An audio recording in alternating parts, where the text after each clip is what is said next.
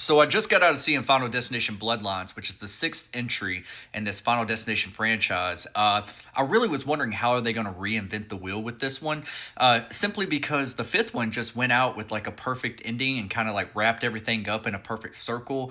And I know they were going to do that with the Final Destination with part four, but that one wasn't well received because of its really cartoony characterization and just 3D.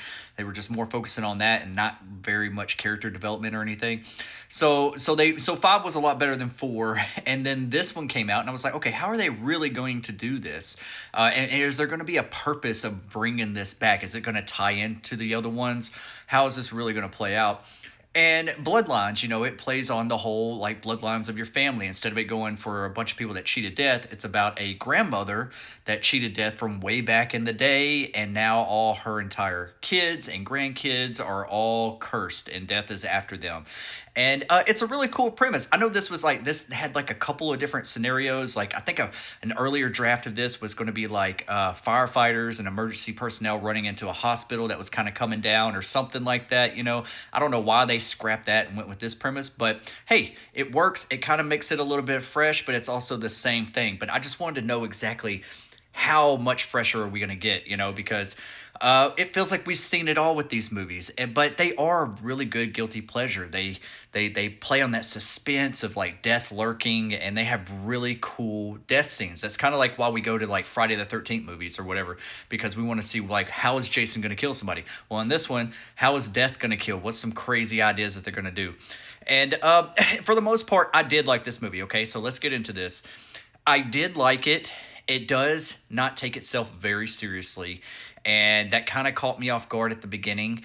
And it takes a while to really get going with like the present day stuff after the premonition, trying to build this family dynamic between our main lead and her little brother, and then the nearby cousins, and it's got a lot of like story to build within the like the characters or whatever. There was a clip in Final Destination Bloodlines that from the trailer that was not in the movie, and I was waiting for that moment. So I don't know if they just kind of restructured that or what, but I'll talk about it on a spoiler review whenever I do a live stream over on my YouTube channel. So subscribe to my YouTube channel. Link is in bio. But this movie, it's fun, okay? But it does not take itself very seriously. There is like a cartoony aspect to it, like a Looney Tunes type of thing. But it doesn't go too far into it like they did with the Final Destination Part 4. It kind of balances it. Everything's really well shot. Everything looks really good. The acting's promising. There's a couple of actors that aren't the greatest, but there's a lot of comedy moments in this. Like certain characters that you wouldn't expect to die, they do die in a really horrific way. There was one kill that I was like, oh my goodness, like I was not expecting that. And that was awesome as hell that I didn't expect that. Everything else was kind of formulaic. It kind of plays out just like any other kind of Final Destination movie. And honestly, like the another thing that like really they did really well in this was Tony Todd, Bloodworth's character in this. If you've seen him in the trailer, he's in here. He's played he's a cameo in all of them except I think for the fourth one, the Final Destination. So it was really cool to see him in here. And if you know what's going on with him, like he was very sick during the making this, and rest in peace Tony Todd. Really great guy. I'm really glad I got to meet him. And he was gone too quick and too early. But this movie really shines his character a little bit. They really like tone in on like his backstory, like his origins a little bit. And I'm not going to go into anything else but that.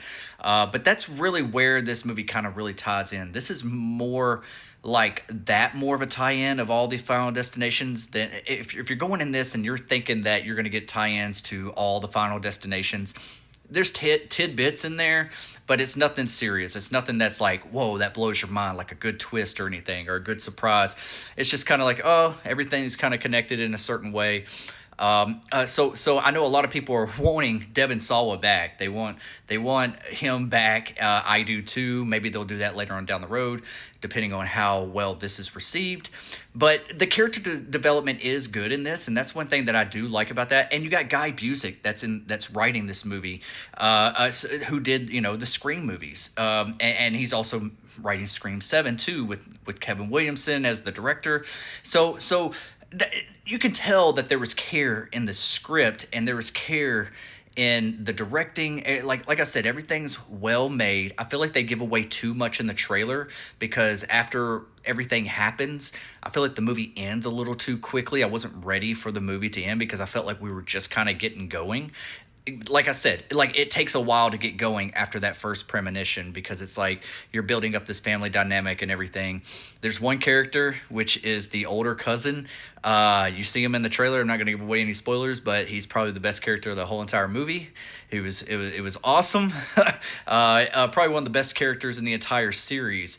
But it just doesn't take itself too seriously. It's like Death has a sense of humor, It's like it knows the kind of movie it is. I kind of miss those days of it being more tension filled and just like Death lurking a little bit. Like if you remember in the first Final Destination movie, you had that shadowy figure that would come across like the window or the metal of a car or a mirror or something. So it was like, ooh, Death's approaching, and then you would have a leak, like when Todd's death in the first movie, you had a leak in the bathroom and he slipped and fell, and it looked like he committed suicide, but no, it was Death doing it, and then the water retracts back to the toilet that it was leaking from. So it always felt like Death was there. Going on further in the other Final Destination movies, it was like Death was just like a domino effect, like it was just like a wind. Instead of using that shadowy figure, they just use like wind, and like things start falling over, and this makes that happen, that makes this happen, and that's not the thing that's going to kill them. That's actually the thing that's going to set everything off, and then that over there is actually going to kill them. They do a good way. They do that really well here. It's just like, honestly, like there's some music choices. Really great soundtrack in this, by the way. Really liked it. It's just a lot of the music choices. It's like, yeah, you're definitely just having fun with this movie. This is one of those movies, throw some popcorn in your face, have some fun. Don't take it too seriously. Don't be looking for like deep connections to the Final Destination movies, which after 13 years, you would expect that they would just do something really crazy like that. But doesn't mean they still won't. This feels like a love letter to Tony Todd, which I'm glad that they did get to do that, because they do an in memory of Tony Todd at the end. I really love that. It's fun. It's a fun movie. Like I said, it's a little bit cartoony at times, like a little bit like Looney Tunes, like Wile E. Coyote and Roadrunner a little bit. There was a couple moments I was like, what am I watching right now? Is this like, I didn't really know what the hell was going on, but it's fun. Okay. So just go into it like that. When it ends very formulaic. There is a lot of spoilers here on TikTok and on YouTube, so be wary if you don't want to be spoiled of any of the movies or any of the kills, because I was spoiled on 2, and it really brought the movie down, because I was like, oh shit, this is about to happen. I already know that character's going to die. But, most of these movies, everybody pretty much dies, and I just want to see where this could lead into the future. I'm hoping this movie, even if it's not 100, it's not going to be 100% received or even 50% received. I feel like this one's going to be kind of like near the bottom a little bit.